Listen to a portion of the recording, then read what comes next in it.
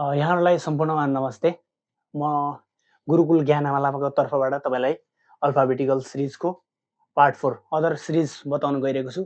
यो चाहिँ एकदम मोस्ट इम्पोर्टेन्टली ध्यान दिएर हेर्नु होला। यसका म 3वटा पार्ट बनाउने छु, पार्ट ए, पार्ट बी र पार्ट सी। यसमा एक कुरा र एक कुरालाई मैले एक्सप्लेन एकदम सही तरिकाले तपाईँहरूलाई बुझ्ने भाषामा एकदम कन्भर्ट गरेर बताएको छु। मैले यसलाई यस्तो नलेजले बताएको छु हैन, तपाईँहरूले भिडियो स्किप गर्नु भएन भने यो सम्बन्धी आउने जति पनि समस्याहरू छन् नि, तपाईँ सबै समाधान गर्न सक्नुहुन्छ, यो म ग्यारेन्टी दिन्छु हैन। सबैभन्दा पहिले चाहिँ हामी यो अदर सिरिज भनेको चाहिँ के हो त? जस्तै हाम्रो एबिसिडीमा चाहिँ एबिसिडीलाई नम्बरिङ गरेर बताएको हुन्छ। अनि अल्फाबेटिकल न्युमेरिकल सिरिज त्यो एपिसोड 2 मा चाहिँ त्यसलाई चाहिँ हामीले एबिसिडी र नम्बरलाई कम्प्रोमाइज गरेर बनाएको हुन्छ। अनि त्यसपछि कन्टिन्यू प्याटर्न सिरिजमा चाहिँ एबिसिडीलाई लामो अक्षर एउटा प्याटर्नमा लेखेको हुन्छ। जस्तै 9 देखि 25 वटासम्मको लेटरलाई त्यसमा चाहिँ बीचबीचमा भागमा खाली ठाउँ छोडेर 3-3 वटा 5-5 वटाको पार्टमा छुट्याएर त्यो बीचमा के खाली ठाउँ रहन्छ भनेर यहाँ यसरी नम्बरहरू दिएको बनाएको हुन्छ। त्यो पनि तपाईँले हेर्नु भइसक्यो हैन। त्यसलाई चाहिँ मैले पार्ट 2 र पार्ट 3 लाई चाहिँ एउटै भिडियोमा हालेको छु, एपिसोड 2 भनेर। मेन इम्पोर्टेन्ट यो चाहिँ तपाईँले कहिले छोड्नु नपर्ने कुरा हो के। यो चाहिँ एकदम ध्यान दिएर हेर्नु होला। यसको म एउटा क्वेशन तपाईँलाई नोट गरेर हेर्छु, तपाईँ हेर्न सक्नुहुन्छ। म तपाईँलाई क्वेशनबाटै सम्झाउँछु है त।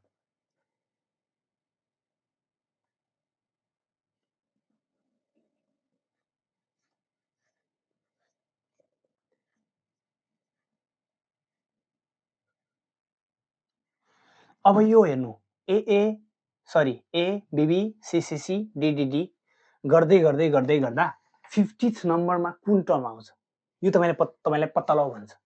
यसको बेसिक सबभन्दा फन्डामेन्टल क्वेसन हो चाहिँ। अब यो चाहिँ कसरी बनेको होला त, के तरिकाले हेर्ने त? र हाम्रो ए मा कति छ 1, बी मा कति छ 2, सी मा कति छ 3, डी मा कति छ 4, किनकि ए एउटा छ, बी दुईटा छ, सी 3वटा छ, डी 4वटा छ भने ए कतिवटा होला त? ए कति नम्बरमा पर्छ? ई 5औं नम्बरमा पर्छ। मैले तपाईलाई ई जे ओ टी वाई ई ज्योति भनेर पढाएको थिएँ नि। 5, 10, 15, 20 र 25 यो लेटरहरूले गर्दा तपाईँले अगाडि पछाडि कम्प्रोमाइज गरेर एबिसिडीको नम्बरहरू याद गर्न सजिलो हुन्छ हैन। तत्पश्चात ई चाहिँ हाम्रो कतिवटा होला? 5वटा। यो चाहिँ 5वटा भयो। यसरी लेख्दै लेख्दै तपाईँलाई कहिले सम्भव हुन्छ? तपाईँले 50वटा नम्बर यसको ठाउँमा 105 सोध्देला रे, ल 150 सोध्देला रे। 150 लेख्दाखेरि त तपाईँसँग टाइम कम हुन्छ, कसरी हल गर्नुहुन्छ? हो, यही कुरालाई बुझ्नको लागि यो अदर सिरिज चाहिँ अलिकति कम्प्लिमेन्ट भएको। टाइम छोटो हुन्छ, मान्छेले बुझेको हुन्छ, मान्छे हल गर्न पनि सक्छ, तर छोटो टाइममा गर्नको लागि मान्छेलाई चाहिँ टाइमको अभाव र ज्ञान पनि चाहियो, टाइम कममा। त्यस कारणले कारण यो अदर सिरिज चाहिँ थोरै अलिकति अप्ठ्यारो बन्न गएको छ। त्यस कारणले म तपाईँलाई बताउन गइरहेको छु। यस्तोहरूमा चाहिँ दुईटा तरिकाले गर्न सकिन्छ, नम्बरहरू जोडेर र पछि एउटा फर्मुला लाएर सुरुमा बुझ्न गाह्रो हुन्छ। किनभने यान भन्ने एउटा नम्बर हुन्छ, त्यो पत्ता लगाउनु पर्ने हुन्छ र सोच्दै 2-3वटा नम्बर अप्लाई गर्दा गर्दै तपाईँको यसरी लेख्ने भन्दा टाइम बढी नै गइदिन्छ। त्यो के मतलब? जबकि जानेको कुरालाई अप्ठ्यारो पनि बनाउँछ रे, प्लस अप्ठ्यारो कुरा गर्दा पनि झन् धेरै समय लाग्यो भने त गाह्रो भयो नि। न क्वेसन हल भयो न तपाईँको समय बच्यो। यही कारणलाई समाधानको लागि म बताउँदै गइरहेको छु है। अब यस्तो क्वेसनमा चाहिँ ई मा 5 पर्यो, एफ मा 6 पर्यो, अनि जी मा 7 पर्यो, एच मा 8 पर्यो, आई मा 9 पर्यो। तपाईँहरूलाई एउटा थाहा छ कि नै, 1 देखि 10 सम्म जोड्दाखेरि 55 हुन्छ। यो जान्नु होला, यो बेसिक क्वेसन हो।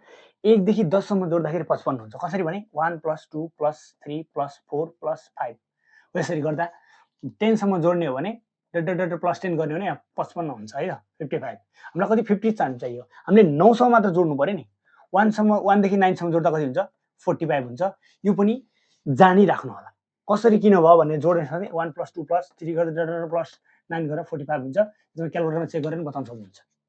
तर यसमा इम्पोर्टेन्ट चाहिँ के हो भने तपाईँले 9 सम्म जोड्दा 45 हुन्छ भने यो 45 औं नम्बरमा चाहिँ कुन नम्बर पर्छ त? यस्तो सिरिजमा यस्तोमा चाहिँ तपाईले जोड्दै जोड्दै जोड्दै गएर यो 9 नम्बरको लास्ट टर्म भनेको 45 भनेको यस्तो एबीसीडी को लास्ट नम्बर हो। जस्तै 1 + 2 + 3 + 4 गरे 3 2 5 5 6 6 मा 4 10 10th नम्बरको यु पर्छ क्या।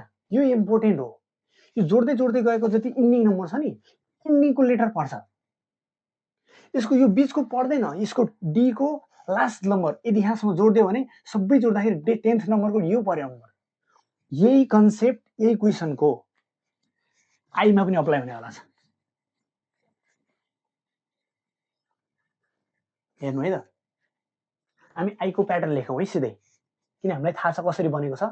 जुन नम्बर जति नम्बरमा पर्छ त्यसलाई त्यतिचोटि रिपिट गरेर लेखेको छ। ए 1 मा पर्छ 1 चोटि, बी 2 मा पर्छ 2 चोटि, सी 3 मा पर्छ 3 चोटि, डी 4 मा पर्छ। त्यस पश्चात आई हाम्रो 9 मा पर्छ। याद गर्नु होला है। ई ज्योति जे भन्दा अगाडि आई पर्छ, जे भन्दा 10 मा पर्छ, आई 9 मा पर्छ। यसरी इजिली कम्प्राइज गर्न सक्नुहुन्छ। त्यसपछि यसलाई चाहिँ आई आई आई सबै क्यापिटल छ है। पछि अरु पनि क्वेसन आउँछ, त्यो पछि नै हेरौँ होला। अलि ध्यान दिएर हेर्नु होला। यो 45 टर्म यो भनेको यो हो क्या। ए बी बी बी गर्दै गर्दै डट डट गरेर यो लेख्यो, यो लाइटको यो टर्ममा यो चाहिँ 45 टर्म चाहिँ यो हो क्या। यो चाहिँ 45 टर्म हो क्या। अब आई को काम पनि सक्यो क्या। 45 टर्म अब फेरि आई लेख्न पाइँदैन नि, किन आई त 9 मात्रै हुन्छ, आई 10 त हुँदैन नि। अब आई पछि के आउँछ यो प्याटर्न अनुसार जे आउने भयो क्या। जे कति रहन्छ 10। पहिला सुरुमा बुझ्दा जे चाहिँ कति 10 लेख्ने, आई 9 भयो, जे 10 3 4 5 6 7 9 10 म मिलाएर लेखिदिन्छु है, यो जे बुझिहाल्नुहुन्छ। 3 3 6 3 9 1 10। अब हेर्नु यो तपाईको 45 टर्म भयो। 46 यहाँबाट स्टार्ट होला नि, 46 47 48 49 50 50 मा कुन पर्यो जे, जे पनि कुन क्यापिटल है। अहिले हाम्रो सबै क्यापिटल छ भने हाम्रो आन्सर जे भयो क्या। बुझ्नु भयो नि। यो भनेको यसले भन्न खोजेको चाहिँ मेन इम्पोर्टेन्ट चाहिँ के हो भने ए 1 नम्बरमा छ, बी 2 नम्बरमा छ, सी 3 नम्बरमा छ भने जुन अक्षर जति नम्बरमा छ त्यसलाई त्यतिचोटि क्यापिटल लेटर रिपिट गरेर लेख्दै गएको छ। यसकारणले यो अनुसार प्याटर्न अनुसार एउटा अक्षरलाई 1 बनायो भने सबै अक्षरहरूलाई क्रमशः जोड्दै जाने हो भने आई पनि एकदम फेरि एउटै कन्टिन्युअस प्याटर्नको फर्स्ट यस्तो सिरिजमा हुनुपर्छ। त्यही अक्षर रिपिट भएर न अल्फाबेटिकल न न्युमेरिकल। यदि अक्षरहरू मिक्स भएको भए यो गर्न मिल्दैन, किनकि यहाँको प्याटर्न तलमाथि बुझिन्छ। जस्तै यहाँ स्मल जे क्यापिटल जे, स्मल जे क्यापिटल भएपछि स्मल जे पनि आउन सक्थ्यो क्या। यही कारणले गर्दा यो क्वेसन तपाईँले एकदम ध्यान दिएर हेर्नु होला। र अर्को तरिका पनि छ निकाल्ने।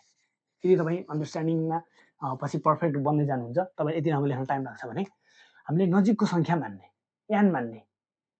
कसरी भने हाम्रो फर्मुला भनेको के छ, एन इन्टु एन प्लस 1/2 छ। अब हामीले नम्बर मानौँ ल, 50 को कति नजिक गयो भने जस्तै होला, जस्तै 8 मान्यौँ रे।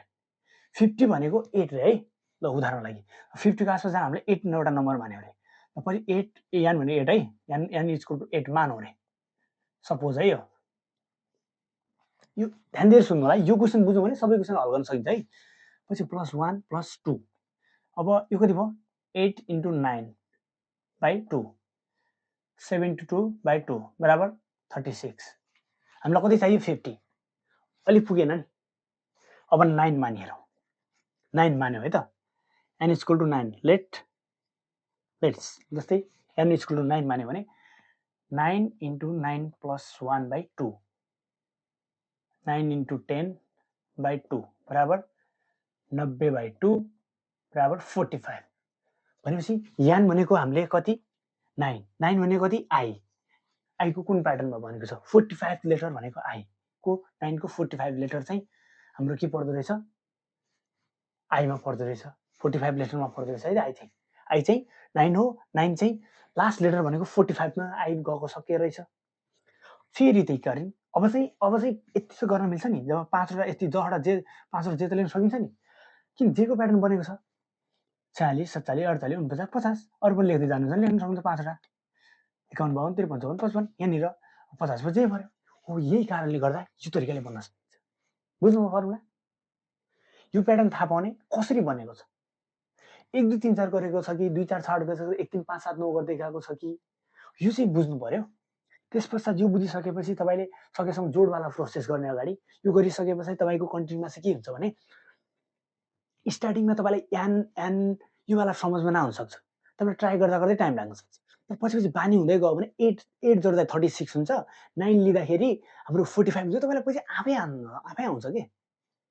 त्यही कारणले अनि त्यसपछि 11 लिँदा कति हुने, 10 लिँदा कति हुने, अनि 12 लिँदा कति हुने, यो आफै थाहा हुन्छ पछि तपाईँलाई। प्रायः जस्तो योभन्दा तलको क्वेसन सोध्दैन, किन योभन्दा तल त्यतिकै सजिलो पाउँछ मान्छेले, हिसाब गरेर सकिहाल्छ यो थ्रु फर्मुला खोज्नु भने। त्यही भएर उसले एप्रोक्सिमेटली 50 भन्दा एभव नै सोध्छ क्या, 70, 75, 100, 91, 105, म्याक्सिमम 105 सम्म सोध्न सक्छ है। उसले कहिले काहीँ सोधिन सक्छ 150 सोध्दैन, त 150 भने एकदम भास्ट भएको कारणले त्यति नसोध्न सक्छ, किनकि यसले वास्तविक कुरा सोध्न खोजेको तपाईँलाई म्याथमेटिकल तपाईँमा जोड घटाउ कति खतरा हुन्छ भन्ने सोधेको होइन, यसले तपाईँले बुझ्नुहुन्छ कि भनेर सोधेको खोजेको। यस्तै दोस्रो क्वेसन हेरौँ है त। यसको आन्सर जे हुन्छ, यो प्याटर्नको 50th लेटर जे हुन्छ, क्यापिटल जे। यसले ध्यान दिएर हेर्नुलाई, यस्तो क्वेसन तपाईँ कहीँ बुकमा भेट्न सक्छ। अरू क्वेसन म गर्दै गराउँछु है तपाईँलाई। सेम यस्तै क्वेसन, यसमा अलिकति चेन्जेबल छ। क्वेसन बुझ्नु जरुरी छ, हल गर्ने कुरा त पछि आफै आइहाल्छ। अब दोस्रो क्वेसन छ, म तपाईँलाई दोस्रो क्वेसन दिन्छु है, सेम तरिकाको अलिकति मात्र फरक। यो चाहिँ यस्तो छ, हेर्नु, C A B C D dot dot dot dot कति भन्यो, 70th टर्म।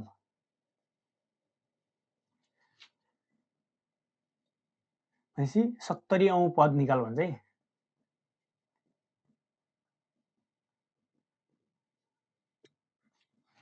अब चाहिँ हेर्नु त, अब यहाँ त अर्कै छ त गरेको।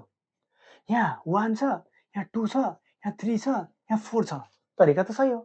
अब यहाँ कसरी भन्नु लाग्यो भन्दा पछाडि चाहिँ यसो इमेजिन गर्नु त।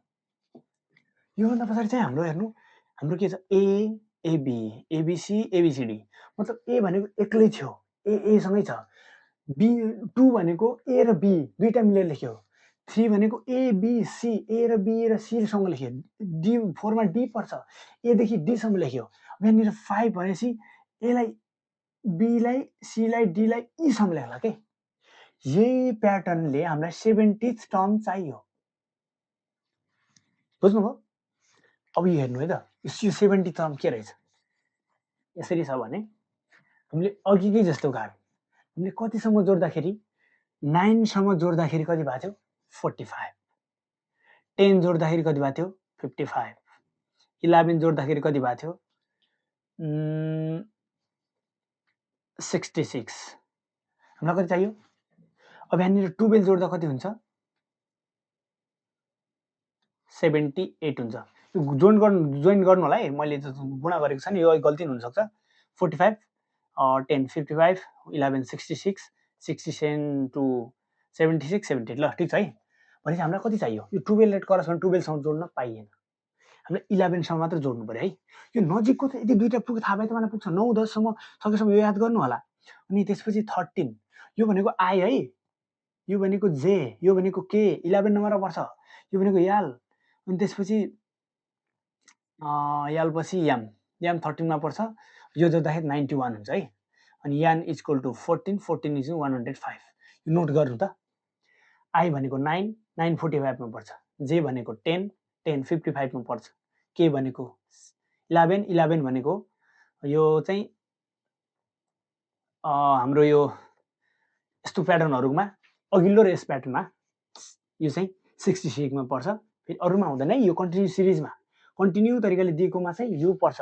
त्यसपश्चात यो भइसके पछाडि अनि अब हाम्रो एल भनेको कति, 12 मा पर्छ, 12 सँग जोड्दाखेरि कति भयो, 78, 1 देखि 12 भने है। फेरि एम भनेको 13, 13 भनेको 91 है, 13 सम्म जोड्दाखेरि 91 हुन्छ।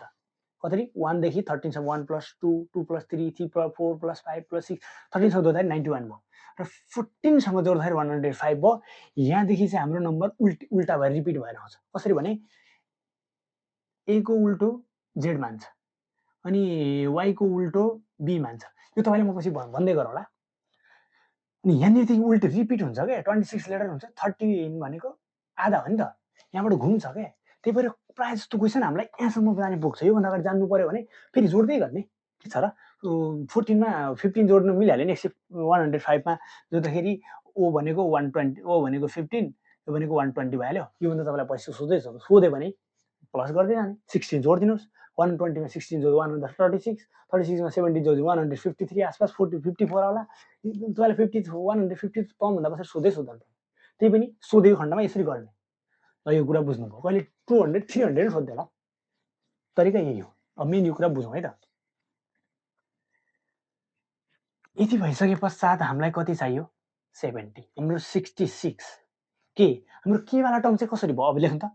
हाम्रो के भनेको कति? 11।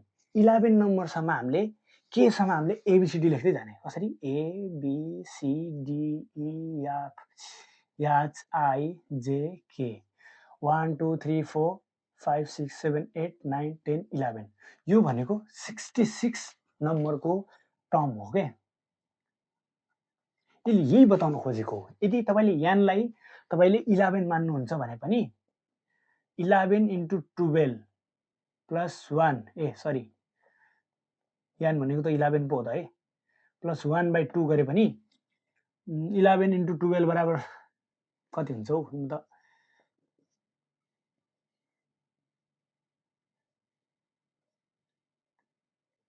142/2 गरेपछि 121। यही हो त। 142/2 गरेपछि कति भयो यो क्वेसन? मैले गलत त गरिन? 2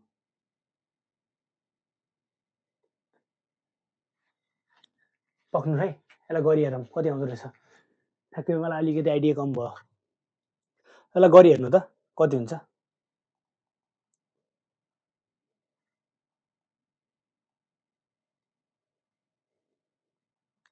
कति रे?